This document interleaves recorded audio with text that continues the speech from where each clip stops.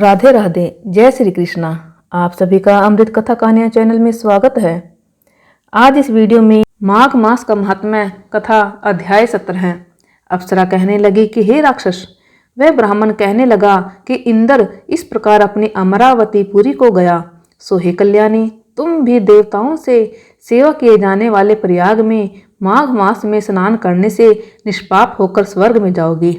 सो मैंने उस ब्राह्मण के यह वचन सुनकर उसके पैरों में पड़कर प्रणाम किया और घर में आकर सब भाई बांधव, नौकर चाकर, धन आदि त्याग कर शरीर को नष्ट होने वाली वस्तु समझकर घर से निकली और माघ में गंगा यमुना के संगम पर जाकर स्नान किया। सो हे निशाचर, 3 दिन के स्नान से मेरे सब पाप नष्ट हो गए और 27 दिन के पुण्य से मैं देवता हो गई और पार्वती जी की सखी होकर सुख से निवास करती हूँ। इसलिए मैं प्रयाग के महात्म्य को याद करके सब देवताओं के सहित माघ में प्रयाग स्नान करती हूँ। सो मैंने अपना यह सब वृत्तांत तुमसे कहा। तुम भी इस योनि में पड़ने और कुरूप होने का सब कारण कहो। तुम्हारी दाढ़ी और मूछें बहुत बड़ी बड़ी हो गई हैं और पार्वती की गुफा में वास करते हो। निशाचर कहने लगा कि हे भद्रे, सज्जनों से गुप्त बात कहने में भी कोई हानि नहीं होती। मुझको अब कोई संशय नहीं रहा कि मेरा उद्धार तुमसे ही होगा। सो मैं अपना सब वृत्तांत तुमसे कहता हूँ। मैं काशी में वेदों का ज्ञाता था और बड़े उच्च कुल के ब्राह्मण के घर में जन्म लिया था। मैंने राजा, पापी, शूद्र तथा वैश्यों से अनेक प्रकार के दान लिए। मैंने दान लेने में चांडाल को भी नहीं छोड़ा। उस जन्म में मैंने कोई भी धर्म नहीं किया, वहीं पर ही मृत्यु को प्राप्त हो गया। तीर्थ स्थान पर मरने के कारण नरक में नहीं गया। पहले 2 बार गिद्ध योनि में, 3 बार व्याघ्र योनि में, 2 बार सर्प योनि में, 1 बार उल्लू की योनि में और अब 10वीं बार राक्षस हुआ हूँ और सैकड़ों वर्षों से इसी योनि में हूँ। इस स्थान को 3 योजन तक मैंने जंतुहीन कर दिया है। बिना अपराध के बहुत से प्राणियों को मैंने नष्ट किया। इस कारण मेरा मन अत्यंत दुखी है। तुम्हारे दर्शन से चित्त में कुछ शांति अवश्य आई है, क्योंकि सज्जनों का संग तुरंत ही सुखदायी होता है। मैंने अपने दुख के कारण आपसे कहे और सज्जन लोग सदैव दूसरे के दुखों से दुखी होते हैं। पर अब यह बताओ कि इस दुख रूपी समुद्र को कैसे पार कर सकता हूँ?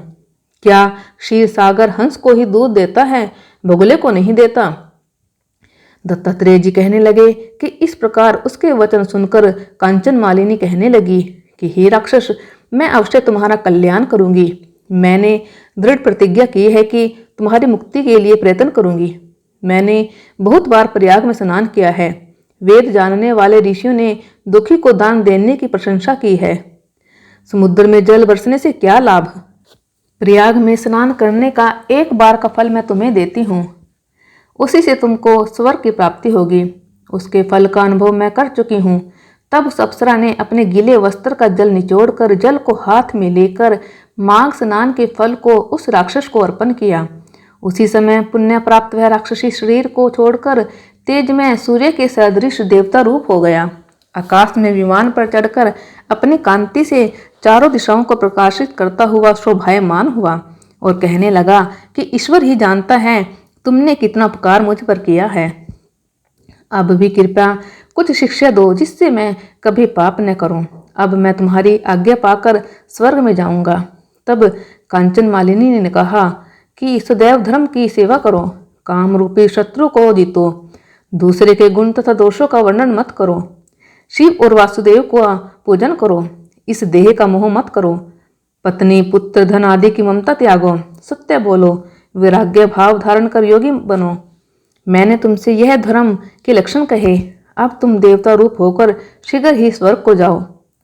दत्तात्रेय जी कहने लगे कि इस प्रकार गंधर्वों से शोभित वह राक्षस कांचन मालिनी को नमस्कार करके स्वर्ग को गया और देव कन्याओं ने वहां जाकर कांचन मालिनी पर पुष्पों की वर्षा की और प्रेम पूर्वक कहा कि हे भद्रे, तुमने इस राक्षस का उद्धार किया। इस दुष्ट के डर से कोई भी इस वन में प्रवेश नहीं करता था। अब हम निडर होकर विचरेंगे। इस प्रकार कांचन मालिनी उस राक्षस का उद्धार करके प्रेम पूर्वक देव कन्याओं से क्रीड़ा करते हुए शिवलोक को गई। माघ मास का महात्म्य कथा 18वां अध्याय। श्री वशिष्ठ ऋषि कहने लगे कि हे राजन, मैंने दत्तात्रेय जी द्वारा कहा माघ मास का महात्म्य कहा, अब माघ मास के स्नान का फल सुनो। हे परंतप, माघ स्नान सब यज्ञों, व्रतों का और तपों का फल देने वाला है। माघ मास में स्नान करने वाले स्वयं तो स्वर्ग में जाते ही हैं, उनके माता और पिता दोनों के कुलों को भी स्वर्ग प्राप्त होता है। जो माघ मास में सूर्योदय के समय नदी आदि में स्नान करता है, उसके माता पिता के सातों कुलों की पीढ़ी स्वर्ग को प्राप्त होती है।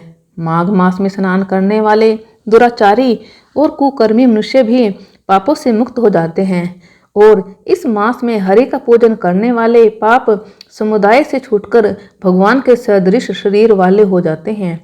यदि कोई आलस से भी माघ में स्नान करता है, उसके भी सब पाप नष्ट हो जाते हैं। जैसे गंधर्व कन्याएं राजा के श्राप से भयंकर कल को भोगती ही हुई लोमश ऋषि के वचन से इस माघ में स्नान करने से पापों से छूट गई। यह वार्ता सुनकर राजा दिलीप विनय से पूछने लगा कि गुरुदेव, ये कन्याएं किसकी थी? उनको कब और कैसे श्राप मिला? उनके नाम क्या थे? ऋषि के वाक्य से कैसे श्राप मुक्त हुई और उन्होंने कहाँ पर स्नान किया? अब विस्तार पूर्वक सब कथा कहिए। वशिष्ठ जी कहने लगे कि हे राजा, जैसे अग्नि से स्वयं अग्नि उत्पन्न होती है, वैसे ही यह कथा धर्म और संतान उत्पन्न करती है। हे राजन, सुख संगीत नामक गंधर्व की कन्या का नाम विमोहिनी था। सुशीला तथा स्वर वेदी की सुंबरा, चंद्रकांत की सुतारा तथा सुप्रभा की कन्या चंद्रका, ये 5 सब समान आयु वाली तथा चंद्रमा के समान कांति वाली और सुंदर थी।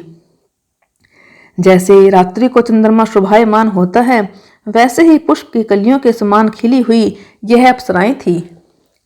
ऊंचे पयोधर वाली पधनी, वैशाख मास की कामिनी, यौवन दिखाती हुई नवीन पत्तों वाली लता के सदृश गोरे रंग, सोने के सदृश चमकती हुई और सोने के अलंकारों से सुशोभित सुंदर वस्त्र धारण किए हुए, अनेक प्रकार के गाने और वीणा तथा बांसुरी तथा दूसरे वाद्य बजाने में प्रवीण और ताल, स्वर तथा नृत्य कला में निपुण थी। इस प्रकार वे कन्याएं क्रीड़ा करती हुई कुबेर के स्थान में विचरती थी। एक समय कौतुकवश माघ मास में एक वन से दूसरे वन में विचरती हुई मंदिर के पुष्प तोड़कर सरोवर पर गौरी पूजा किए ली गई। स्वच्छ जल के सरोवर में स्नान करके वस्त्र धारण कर मौन हो बालू मिट्टी की गौरी बनाकर चंदन, कपूर, कुमकुम और सुंदर कमलों से उपचार सहित पूजन करके ये 5 कन्याएं ताल नृत्य करने लगी। फिर ऊंचे गांधार स्वर में सुंदर गीत गाने लगी। जब ये कन्याएं नाचने और गाने में लीन थीं, तो उस समय अच्छोद नामक उत्तम तीर्थ में वेद निधि नाम के मुनि के पुत्र अग्निप ऋषि स्नान को गई। वह युवा ऋषि सुंदर मुख, कमल सदृश नयन, विशाल छाती, सुंदर भुजाओं वाला, दूसरे कामदेव के समान था। शिखा सहित दंड लिए, मृग चर्म ओढ़े, यज्ञोपवीत धारण किए हुए था। उसको देखकर 5 कन्याएं मुग्ध हो गई और उसका रूप व यौवन देखकर कामदेव से पीड़ित हो देखो देखो ऐसा कहती हुई उस ब्राह्मण के चित्त में कामदेव का डर उत्पन्न करने लगी और आपस में विचार करने लगी कि यह कौन है। रति रहित होने से कामदेव नहीं और एक होने से अश्विनी कुमार नहीं। यह कोई गंधर्व या किन्नर या काम रूप धारण कर कोई सिद्ध या किसी ऋषि का श्रेष्ठ पुत्र या मनुष्य है। कोई भी हो, ब्रह्मा जी ने इसको हमारे लिए बनाया है। जैसे पूर्व कर्म के प्रभाव से संपत्ति प्राप्त होती है, वैसे ही गौरी जी ने हम कुमारियों के लिए श्रेष्ठ वर दिया है और आपस में यह तुम्हारा वर है या मेरा अथवा सबका ऐसा कहने लगे। जिस समय उस ऋषि पुत्र ने अपनी मध्याह की क्रिया करके ऐसे वचन सुने, तो वह सोचने लगा कि यह तो बहुत बड़ी समस्या उत्पन्न हो गई। ब्रह्मा, विष्णु, महेश आदि देवता तथा बड़े योगेश्वर भी स्त्रियों के भ्रम जाल में मोहित हो गए हैं। इनके तीक्ष्ण बाणों से किसका मन रूपी हिरण घायल नहीं हो सकता। जब तक नीति और बुद्धि रहती है, तब तक पाप से भय रहता है। जब तक कि गंभीरता रहती है, यम विधि का पालन होता है, तब तक मनुष्य स्त्रियों के काम रूपी बाणों से बिंधा नहीं जाता। ये मुझे उन्मत्त और मुग्ध कर रही हैं। किन गुणों से धर्म की रक्षा हो सकती है? स्त्रियों के मांस, रक्त, मल, मूत्र से बने घृणित और अशुद्ध शरीर में कामी लोग ही सुंदरता की कल्पना करके रमन कर सकते हैं। शुद्ध बुद्ध वाले महात्माओं ने स्त्रियों के पास रहना कष्टकारक कहा है, सो जब तक यह पास आए घर चले चलना चाहिए। अतः जब तक वह उसके पास आई, वह योग बल के द्वारा अंतर्ध्यान हो गया। ऋषि पुत्र के ऐसे अद्भुत क्रम देखकर वह चकित होकर डरी हुई चारों ओर देखने लगी और आपस में कहने लगी कि यह क्या इंद्रजाल था जो देखते देखते विलीन हो गया। और वह विरह की अग्नि में जलने लगी और कहने लगी कि हे कांत, तुम हमको छोड़कर कहाँ चले गए?